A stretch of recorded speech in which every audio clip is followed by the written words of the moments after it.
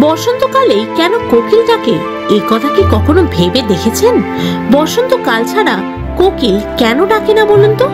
আসলে যেসব প্রাণীর নিজস্ব বাসা আছে তাদের সারা বছরই ডাকার প্রয়োজন হয়।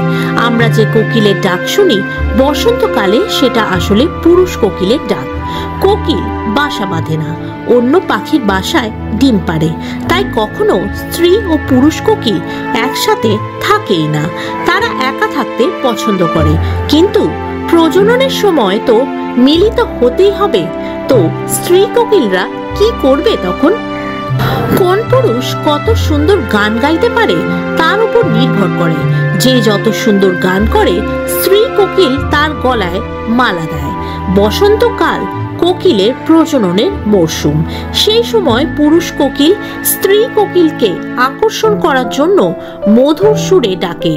বসন্তকালে নতুন পাতা গজায়, তাই এই সময় বাসা বাঁধতে সুবিধা হয় তাদের।